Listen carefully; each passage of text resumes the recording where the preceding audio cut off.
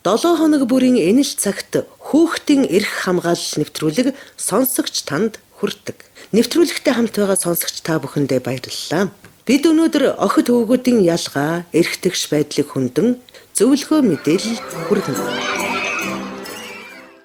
Эмэгтэй эсвэл эрэгтэй болж төрснийхөө төлөө хэн нэгэнд гадуурхагдаж, дарамтлуулж, хүчирхийлж дүрстэх тохиолдол байдгүй. Тэр дундаа манайхан дунд гендер бол дан ганц охид эмэгтэйчүүдийн асуудал мэт боддог буруу ойлголт хэвшилсэн байдаг. Энэ нь хүний эрхийн зөрчлийн гол шалтгаан болж байгаа юм. Тиймээс хүүхдэд багаас нь хүйсийн ялгаатай байдлын талаарх ойлголтыг зөв өгч гендерийн тэнцвэртэй тэгш харилцааг хэвшүүлэх учиртай. Бид нэвтрүүлэгтээ Good Neighbors олон улсын байгууллагын ерөнхий менежер доктор Баавгайг урьсан юм.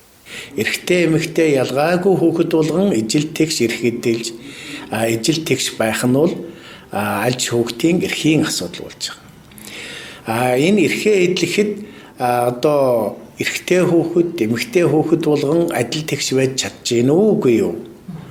Яагаад эрхээ тэгш эдэлж чадахгүй байна уу гэдэгтээс үүдээд бид нар эрэгтэй эмэгтэй хүүхдийн ялгаатай байдлын асуудлыг авч үзэх юм гараад ирж байгаа. За энийгээ одоо орчин үеийн ойлголтоор бол гендерийн асуудал гэж яриад байна л да. Тэгэхээр яг гендер гэдэг маань зөвхөн хүйсийн асуудал биш юм.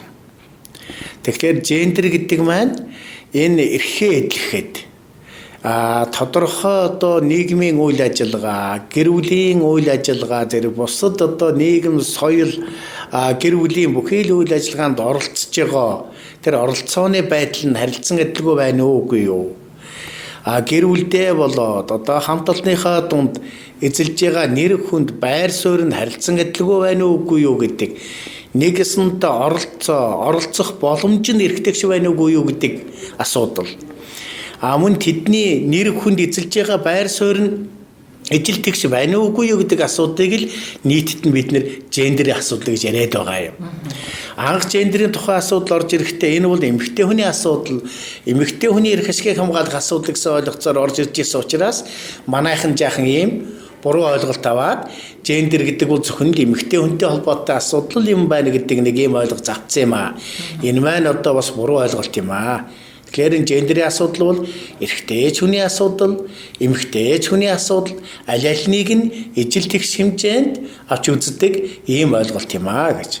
Харин хүйс гэдэг бол одоо төрөлхийн заяагдмал ийм зүйл. Энэ хүйсүүл өөрчлөгддөг. Эрэгтэй болоод төрсөн бол эрэгтэй, эмэгтэй болоод төрсөн бол эмэгтэй байна. Энэ бол өөрчлөгддөг. Харин саяын миний яриад байгаа тэр гендер гэдэг агуулга нь бол саяын энэ харилцан адилгүй байдлаас магадгүй нийгмийн хөгжлийн явцаас болоод өөрчлөгдөж идэг ойлголт байгаа юм. Тэгэхээр гендер гэдэг бол ерөнхийдөө хувьсмал өөрчлөгдөж идэг ойлголт байх нь байна. Хүйс бол заяагдмал зүйл, өөрчлөгддөггүй зүйл байна гэдгээс гараад ирж байгаа. Эндээсээ аваад үзэхээр зэрэг эргээд тэгвэл эрэгтэй эмэгтэй хүмүүст ялгаа байдгийм үү гэдэг асуудал. Тэр ялгаатай байдлыг гендертэйгээ яаж холбож ойлгох юм бэ гэдэг асуудал эцэг эхчүүд, хүүхдүүд бидний их анхаарах ийм зүйл болчиход байна л да. Тэгэхээр энүүнтэй холбоотойгоор би юу ярих гээд байна вэ гэхээр нөгөө саяын тэр эрэгтэй эмэгтэй хүмүүсийн гэр бүлдээ, нийгэмдээ, хамт олондоо эзэлж байгаа байр суурь нь харилцан адилгүй байгаа асуудал нь энэ гендерийн талаарх, энэ эсрэг хүүсийнхээ талаарх мэдлэг ойлголт дутмаг байснаас үүдээд байгаа юм. Ингээд ийм ялгаатай байд үсээд байна гэж шалтгааныг нь бол ингэж харж болохоор харагдаад байна л да. Тэгэхээр энэ жишээлбэл би зарим нэгэн жишээн дээр яриад ирүүлэх ойлгомжтой байх гэж ингэж бодож байна. Жишээ нь бидний одоо хэвшмэл ойлголт гэж ярьдаг. За энэ хэвшмэл ойлголт маань бас хоёр утгатай байдаг. Магадгүй тухайн үндэстний, магадгүй тухайн улс орны соёл ёс заншилтай холбоотойгоор дээдлээд аваад явж идэг, онцлогтой уламжлаад явж идэг ийм ойлголт бол байдаг. Энэ маань одоо нэгсэндээ уламжилт байх ёстой сайн тал гэсэн үг. Ийм зүйл бас байдаг. Харин нөгөө талд одоо үеийн цаг үеийнхээ нөхцөл байдал тохирдоггүй. Хүний эрхийг зөрчсөн агуулгатай, хүний нэр төрд халдсан агуулгатай, хүний эрх чөлөөг хязгаарсан агуулгатай ийм ойлголтыг бид нэр хэвшмэл сөрөг ойлголт гэж үзээд байгаамаа. Тэгэхээр хэвшмэл ойлголт маань хоёр янз байх нь. Эр хүн уйлдаггүй гэж бид нар одоо хөвгүүдийг одоо явж байгаад нэг шургаад унчих юм уу, өвдөг тохоогоо шалбалчих юм уу, ингээд уйлахаар эр хүн уйлдгүй юм гэдэг. Нөгөө шалбалцсан үг за эр хүн уйлдгүй юм зүгээр гэдэг нэг одоо үлээчдэг юм уу, одоо зарим шүүлсэн мат үргээ за болоо гэд ингээ хайчдаг. Энэ маань цаашд явсаар байгаад бидэнд ямар сөрөг байдлыг бий болгоцсон гэхээр эрчүүд маань нэг талаар өөрийнхөө дотоод сэтгэлийг бусдад илэрхийлж чаддаггүй дотогшоогоо ийм байдал руу оролцсон. Сэтгэл хөдлөлөө илэрхийлэх байдал нь охтуудаас, эмэгтэйчүүдээс бага болгоод хийцсэн. Хоёрдугаар гэвэл өөрийнхөө эрүүл мэндэд анхаардаггүй юм хүн болгоод төлөвшөж болцсон. Яагаад гэвэл ямар нэгэн гэмтэл осол болвол за яавал гэж. За нэг төвчээд өнгөрье. Шүд зугаад өнгөрье. Уйлахгүй байгаад өнгөрье. За нэг хэмж домчгээд яадгийг ингээд өнгөрөөч. Гэх мэтээр явсаар байгаад энэ маань хамгийн сүүлийн сөрөг үр дагавар нь юу болж хувирсан гэхлээр эрт нөгөө эрүүл мэндийн үйлчилгээ авдаг, өөрийнхөө эрүүл мэндэд анхаардаг ийм соёл хандлагагүй бол төлөвшүүлээд эрчүүд маань өнөөдөр эмэгтэйчүүдээс 9.5 жилээр богино насалдаг болгочихсон. Нөгөө талаас нөгөө дотоод сэтгэлээ бусдад сайхан уйлж дуулаад юм уу, ярьж инээгээд юм уу, бусдадтай сайхан хуваалцаад ийм учраас би их сэтгэл гонигтай байна. Ийм учраас би баярлаа. Би баярсандаа ингээд нулимс гарч ийн. Би одоо гомцсонтой би уйлж ийн гэд. Яг л тэр чинь хүүхэд. Яг л тэр чинь хүн. Эмэгтэй эрэгтэй хүн хоёулаа л адилхан уйлж явах хэвээр. Хоёулаа л адилхан баярлж явах хэвээр. Хоёулаа л адилхан гомдож явах хэвээр. Ийм учраас яг адилхан байгаа тэр биологийн процессыг хүчээр аваачаад уйлдаг юмгаа хоноод байхлаар энэ маань дотогшоогоо болсоор байгаа. Тэгээд дотогшоогоо сэтгэл зүйн гутралд ороод ингээд хамгийн түрүүн эрчүүд дандаа муу зуршил татаж эхэлдэг. Нөгөө дотоод сэтгэлийн бохимдлаа тайлахын тулд тамхи татаж эхэлдэг. Өдөрт маш олон тамхи талтын тоо нэмэгдэнэ. Тэгээд архаг тамхичин болж хувирна. Энэ нь эргээд нөгөө богино насалт руу нөлөөлнө. Дараагийн шатнд арх тар сууж эхэлнэ. Арх ууж нөгөө сэтгэлийнхээ бохимдлыг тайлах гэж байгаа. Арх ууж дотоод сэтгэлээ засах гэж байгаа гэд нөгөө сэтгэл гутралын нөгөө бохимдлаа хүчээр дарах гэж ингэж арх ууж эхэлнэ. Ингэснээрээ нөгөө архын давтамтгай болж эхэлнэ. Ингээд бас л нөгөө наслалт маань богиносоод ирнэ. Тэгэхээр энэ бүх байдал маань одоо хөвгүүдэд сөрөг нөлөө үзүүлээд байна. Тэгэхээр энэ юмнуудыг бид нар багаас нь төлөвшүүлж охид хөвгүүд бол бие биенийхээ бие физиологийн ялгаатай байдлыг хүндэтгэж үзээ. Ялгаатай байдгийн гэдгийг багш нар, эцэг их бүх хүмүүс ойлгуулж тайлбарлаж бай. Ялангуяа одоо өсвөр насны охидын хувьд жишээлбэл физиологийн процессор охтууд маань одоо хөх урган, хөхн томрон тийм ээ дуун шингэрнэ гэл энэ биологийн процессууд явагдчихийдэг. Тэгэхээр нөгөө хөвгүүд маань тэр охтынхоо одоо элд нүдэн дээр явагдаж байгаа тэр процессыг одоо хүндэтгэж үзэхгүй. Тэрийг сайн ойлгохгүйгээр нөгөө охтын одоо халдшгүй орон зайд нь халдах, шоолох мөн эргээд одоо охтууд маань гэсэн хөвгүүдийнхээ одоо уруул дээр ургаж байгаа сахал махал юм уу энийг нь хараад хин чин сахал ургаж жимаржгаа шоолох барих энэ жижиг юмнаас л ихтэл энэ гендрийн асуудал яригадаад эхэлдэг. Энэ жоохон юмнаас эхлээд л бие биенийхээ хүүсийн ялгаатай байдлыг хүндэтгэж үзэх. тэрийнх нь бие биенийхээ орон зайд халдахгүй байх төвшөөрөлгүйгээр ийм одоо үзэл хандлага суугаад ирвэл энэ охид хөвгүүд маань биевнийхээ эмэгтэй хүн гэж ийм хүн байдаг юм байна. Эрэгтэй хүн гэж ийм хүн байдаг юм байна гэдэг онцлогийг мэдэж эхэлнэ. За тэгээ цаашаагаа би дахиад бас нэг юм яриа.